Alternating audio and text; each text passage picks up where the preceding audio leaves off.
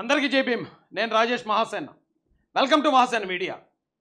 ఇప్పుడు చాలామంది YCP social media సైకోలను arrest చేస్తూ ఉంటే జగన్మోహన్ రెడ్డి గారు వాళ్ళ బ్యాచ్ అంతా వచ్చి సోషల్ మీడియా యాక్టివిస్టులని, ప్రభుత్వాన్ని ప్రశ్నించే పోరాట యోధులను అరెస్ట్ చేస్తున్నారు అని ఒక తప్పుడు ప్రచారాన్ని మళ్ళీ ప్రజల్లో తీసుకెళ్లే ప్రయత్నం చేస్తున్నారు.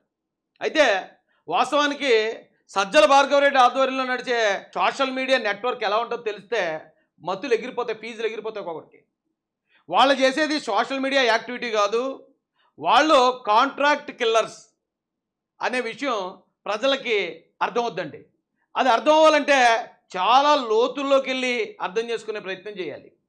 మామూలుగా బయట చూస్తే ఆ సోషల్ మీడియాలో ఏదో పవన్ కళ్యాణ్ గారు అలా పిల్లల గురించి ఏదో మాట్లాడాడట బోరుగడ్డ గడ్డ అంటాడు, లేదా చంద్రబాబు నాయుడు గారి భార్య గారి గురించి ఎవడో అంబటి రాంబాబు అనేవాడే మాట్లాడాడట, లోకేష్ గారి భార్య గురించి ఎవడో మాట్లాడాడట అన్నట్టే ఉంటుంది తప్ప దాని వెనకాతలు చేసే హత్యా ప్రయత్నం అనేది చాలామంది సాధారణ అమాయకమైన ప్రజలకు అర్థం కాదండి. వాళ్ళందరికీ అర్థమయ్యేలా చెప్పడానికి నేను ఈ రోజున ప్రయత్నిస్తాను. దానికి ఒక చిన్న ఎగ్జాంపుల్ చెప్తాను. స్టార్టింగ్ మీరు ఈ సినిమా ఉంటుంది చూడండి, ఇది డిటెక్టివ్. ఇది తమిళ హీరో విశాల్, ఈయన తెలుగుడే అనుకుంటా, కానీ తమిళ్లో ఉంటాడు ఎక్కువగా హీరో. డిటెక్టివ్ అనే సినిమా వచ్చింది. ఆ సినిమాలో ఒక కిల్లర్ గ్యాంగ్ ఉంటుంది. వాళ్ళ స్పెషాలిటీ ఏంటంటే అసలు చంపినట్టు కానీ హత్య చేసినట్టు కానీ ఒక్క ఆధారం ఉండేవారు. ఒకరిని చంపాలి అంటే ఎవ్వరికీ అనుమానం రాకుండా చంపడంలో చాలా నిష్ణాతులు అనమాట. అందులో ఉన్న గ్యాంగ్ పిడుగుపడి చనిపోయినట్టు క్రియేట్ చేస్తారు. కారులో వెళ్తూ ఆ కారు స్ప్రే ఉంటుంది కదా, ఆ స్ప్రేలో పాయిజన్ కలిపేసి ఆ స్ప్రే వస్తే దాని నుంచి అంటే అసలు ఆధారం ఉండదన్నమాట అండి. సినిమా చాలా బాగుంటుంది. ఆ కిల్లర్స్ని కనిపెట్టడమే ఈ డిటెక్టివ్ యొక్క లక్ష్యం. కనిపెడతాడు. సినిమా ఆద్యాంతం చాలా ఇంట్రెస్టింగ్ ఉంటుంది.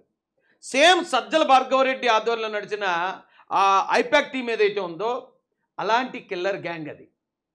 కిల్లర్ గ్యాంగ్ అని ఎలా చెప్తున్నారు రాయేష్, నీ దగ్గర ఉన్న ఆధారాలు ఏంటి అని? ఆధారం లేకపోతే నేను ఏది మాట్లాడను.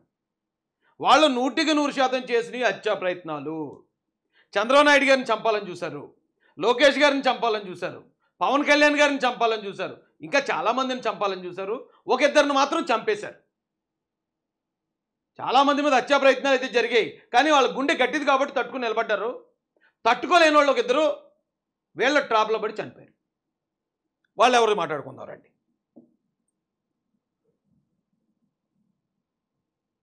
కోడెల శివప్రసాద్ గారు.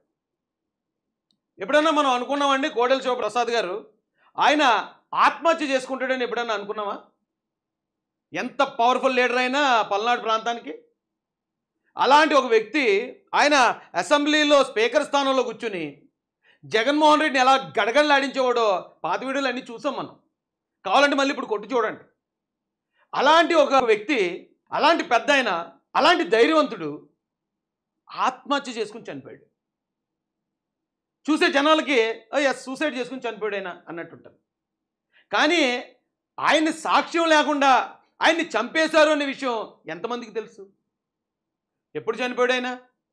జగన్మోహన్ రెడ్డి అనే వ్యక్తి అధికారంలోకి వచ్చిన తర్వాతే చనిపోయాడు. అంతకుముందు చనిపోలే. ఆయనకేం అప్పుల బాధ లేదు, ఆయనకి అనారోగ్య సమస్యలు లేవు, ఆయనకి ఆత్మహత్య చేసుకుని చనిపోయేంత బాధలు ఏమీ లేవు. అయినా ఎందుకు ఆత్మహత్య చేసుకున్నాడు ఆయన? అది జాగ్రత్తగా ఆలోచిస్తే ఈ జరిగినవన్నీ కూడా హత్యా ప్రయత్నాలు అనే విషయం మీకు అర్థమవుతుంది.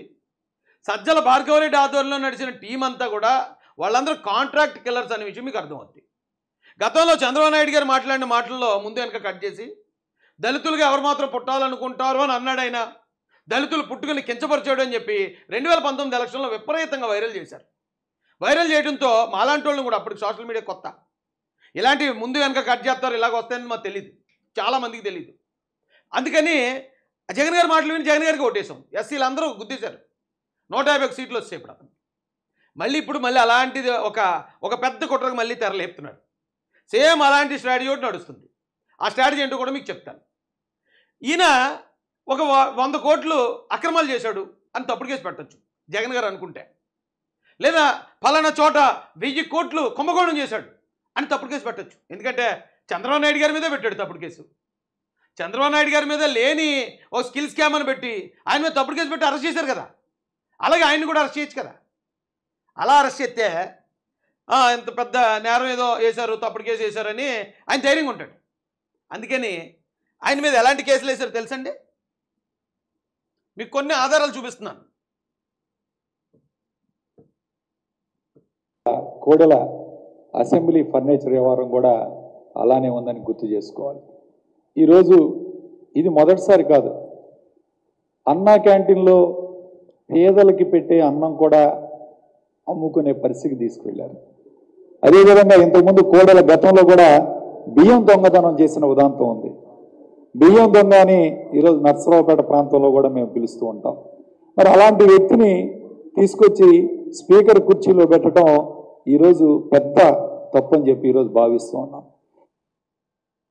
ఏమండి, కోడెల శివప్రసాద్ గారు అన్నా క్యాంటీన్లో ఉన్న బియ్యం దొంగతనం చేస్తాడా? అంత సీనియర్ లీడరు, పల్నాడు పులని పిలుస్తారు ఆయన్ని. అలాంటి వ్యక్తి అన్నా క్యాంటీన్లో బియ్యం దొంగతనం చేశారట. ఏమంటే కుర్చీలు, ఫర్నిచర్ కుర్చీలు, ప్లాస్టిక్ కుర్చీలు, లేకపోతే ఇంకో రేక్ కుర్చీలు, అలాంటి కుర్చీలు దొంగతనం చేశాడని 1కి 10, 10కి 100 వీళ్ళు వైరల్ చేసి సోషల్ మీడియాలో ఈ ఏదైతే కాంట్రాక్ట్ కిల్లర్ గ్యాంగ్ ఉంది కదా, ఐపాక్ చేసేటప్పటికి ఆయనకి గుండె బద్దలైందండి. ఏంట్రా ఎంత బతుకాను, ఎంతోమంది ముఖ్యమంత్రులను చూశాను, ఎంతోమంది నాయకులను చూశాను, కానీ ఇంత నీచంగా నన్ను చిత్రీకరించడం, ఇక నేను బతుకుండేంటి ఉపయోగం అని ఆయనకి ప్రాణాలు తీసుకున్నాడు. సాక్ష్యం లేకుండా, కేసు లేకుండా కోడెల శివప్రసాద్ గారిని సజ్జల భార్గవరెడ్డి అండ్ బ్యాచ్, అప్పటికి అతను ఉండొచ్చు లేకపోవచ్చు, కానీ ఈ ఐపాక్ బ్యాచ్ చాలా విజయవంతంగా సక్సెస్ఫుల్గా చేసిన మర్డర్ అది. ఆ తర్వాత ఇంకొక మర్డర్ జరిగింది, గీతాంజలి.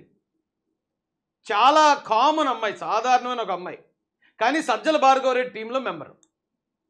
వీళ్ళు ఒక ఇన్ఫ్లుయెన్సర్, ఆమె రీల్స్ అయ్యి చేసేదట ఇన్స్టాగ్రామ్లోను దేనిలోను. ఎప్పుడైనా సరే సోషల్ మీడియాలో రీల్స్ కానీ పాటలు కానీ ఏమైనా పెట్టే అలవాటు ఉన్న వాళ్ళకి నెగిటివ్ కామెంట్స్ కూడా అలవాటు అవుతాయి. ఖచ్చితంగా అందరూ పొగడరు, తిడతారు, బాడీ షేమింగ్ చేస్తారు, లేదా వంకలెడతారు, హేళన చేస్తారు, అన్ని రకాల మనుషులు ఉంటారు కదా. కానీ సోషల్ మీడియాలో ఉన్న వాళ్ళకి మాత్రం దాన్ని ఫేస్ చేసే ధైర్యం ఉంటుంది. అలా ఉన్నవాళ్ళే సోషల్ మీడియాలో రీల్స్ పెడతారు. అమ్మాయి ఆల్రెడీ సోషల్ మీడియాలో పాపులర్ అంటే రీల్స్ చేస్తుంది. అమ్మాయి ఒక వీడియో మాట్లాడింది. సార్ నా ఓన్ హౌస్, నా డ్రీమ్ సార్ ఫుల్ఫిల్ అయిపోయింది ఈ రోజు. ఎవరి పేరు మీద వచ్చింది?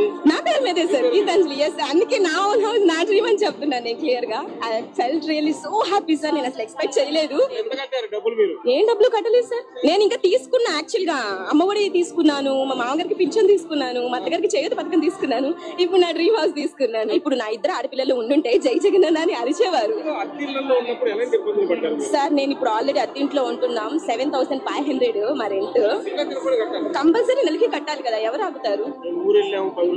అవి ఏవి లేవు. కరెంట్ బిల్లు అన్ని ఎలా చూసినా 10,000 తీసి అలా పక్కన పెట్టాలి, తినకపోయినా. బట్ ఈ రోజు ఇది ఉందంటే ఎంత మందికి హ్యాపీ ఉంటుంది సార్. అండ్ నేను పాపకు కూడా ఫీజు ఆల్మోస్ట్ నేను చాలా మంచి స్కూల్లో వేయాలి, ఫీజు కట్టలేను. తీసుకున్న అమ్మఒడి నాకు ఎంత ప్లస్ అయ్యిందంటే 1 year అయితే నేను ఫిక్స్డ్ డిపాజిట్ కూడా చేశాను. 1 year వరుసగా తీసుకున్నా, 5 years తీసుకున్నాను. నేను ఫిక్స్డ్ డిపాజిట్ కూడా చేశాను. నేను యాక్చువల్గా ఈ అమ్మాయితోటి మాటలు చెప్పించింది సజ్జల భార్గవరెడ్డి. ఎందుకంటే అక్కడ చాలామంది మహిళలు ఉండగా బాగా మాట్లాడగలుగుతున్న ఈ అమ్మాయిని మాత్రమే వీడియో ముందుకు తీసుకురావడం స్క్రిప్ట్.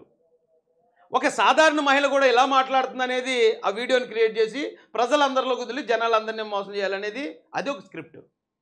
ఈ స్క్రిప్ట్లో భాగంగా అమ్మాయి మాట్లాడినప్పుడు 5 సంవత్సరాలు నేను అమ్మఒడి తీసుకుంటాను అన్నది. అంటే అది అబద్ధం.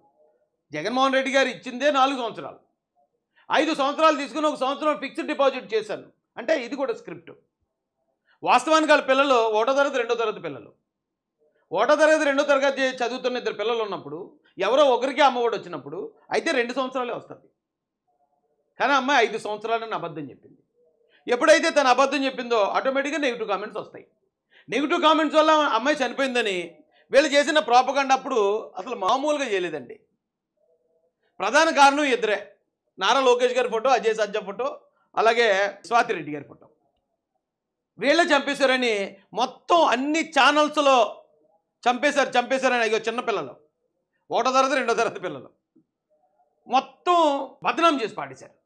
కానీ వాస్తవానికి అక్కడ జరిగింది ఏంటి? ఈ అమ్మాయితో అబద్ధం చెప్పించాడు సజ్జల భార్గవరెడ్డి. ఆ విషయం తెలిసిన ఇంట్లో వాళ్ళు మందలించారు. అమ్మాయి సూసైడ్ చేసుకుంది. సూసైడ్ అటెంప్ట్ చేసిన వెంటనే అమ్మాయి బతుకున్నప్పుడు హాస్పిటల్లోకి వెళ్ళి అమ్మాయి ఎందుకు చనిపోయావని అడిగితే చెప్పేసిన అమ్మాయి. ఎందుకు అసలు దాని నుంచి ఎందుకు దూకేసావు, ఎవరైనా తోస్తారని అడిగితే చెప్పేసింది.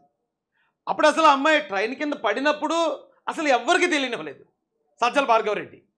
అమ్మాయిని చాలా సీక్రెట్గా హాస్పిటల్కి తరలించారు, చాలా సీక్రెట్గా వైద్యం అందించారు. అమ్మాయి 2 రోజుల తర్వాత చనిపోయాక అప్పుడు బయటికి తీసుకొచ్చారు.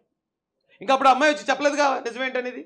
అప్పుడు బయటికి తీసుకొచ్చి ఇదే సజ్జల భార్గవరెడ్డి పక్కన నిలబడి వీటన్నిటిపై కూడా ఎంక్వైరీ జరగాలండి. గీతాంజలి భర్త వెనకథలో సజ్జల భార్గవరెడ్డి అక్కడికి వెళ్ళిపోయి అక్కడి నుంచి వీళ్ళు కథ షురూ చేశారు. చంద్రబాబు నాయుడు గారి మీదకి, లోకేష్ గారి మీదకి, అజయ్ సజ్జా గారి మీదకి, మరొకరి మీదకి మొత్తం టర్న్లు ట్విస్టులు. చంపేసిందేమో వాళ్ళు, మరి హత్యనేరం మళ్ళీ ఎవరి మీద వేస్తున్నారు? సేమ్ ఎలాగంటే ఇదిగేలాగా పైన వివేకానంద రెడ్డి గారు మర్డర్ జరిగినప్పుడు ఇక వెనకథలు ఉన్నాడు ఎవరు, అవినాష్ రెడ్డి గారు. కానీ ముందున్న ఆయన ఏం చెప్తున్నాడు? చంద్రబాబు నాయుడు గారు చంపేశారు వివేకానంద రెడ్డి గారిని. సేమ్ మోడల్ అండి. వాళ్ళు చాలామందిని చంపేశారు అలాగా. సేమ్ అందులో భాగంగానే చంద్రబాబు నాయుడు గారిని ఆ ఇంట్లో ఉన్న ఫ్యామిలీని చంపేయాలని చేసిన హత్యా ప్రయత్నాలు ఇవన్నీ.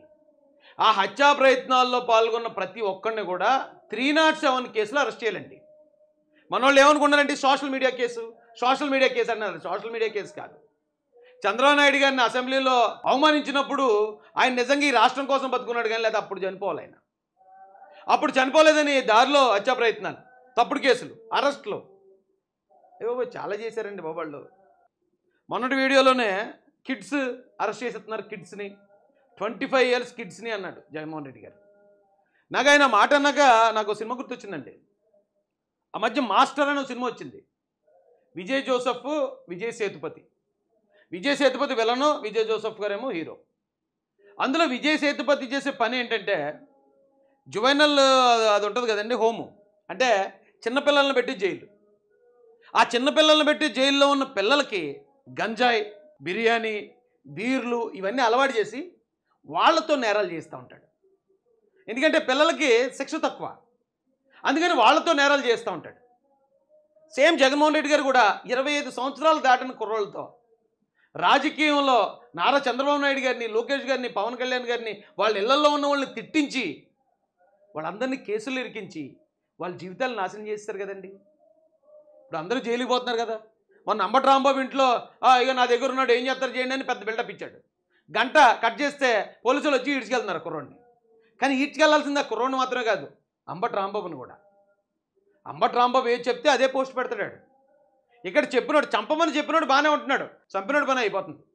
అసలు వాస్తవానికి ఎవడైతే చంపించాడో, ఎవడైతే మూల సూత్రధారు ఉన్నాడో ఆడే ఏమన్నవ్వాలండి.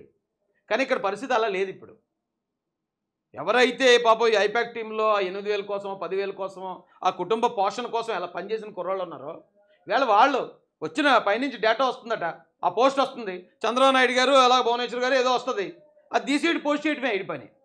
వీడు తిట్టాడు ఇంటెన్షనల్గా. ఆ వచ్చిన డేటా, ఆ స్క్రిప్ట్ ఏదైతే ఉందో అది పోస్ట్ చేస్తాడు. ఆ పోస్ట్ చేసిన వాళ్ళు అందరూ జైల్లో ఉన్నారు వేళ. ఆ స్క్రిప్ట్ పంపించినోడు పరారీలో ఉన్నాడు. ఎవరో సజ్జల భార్గవరెడ్డి. అతని మీద లుకౌట్ నోటీస్ ఉంది.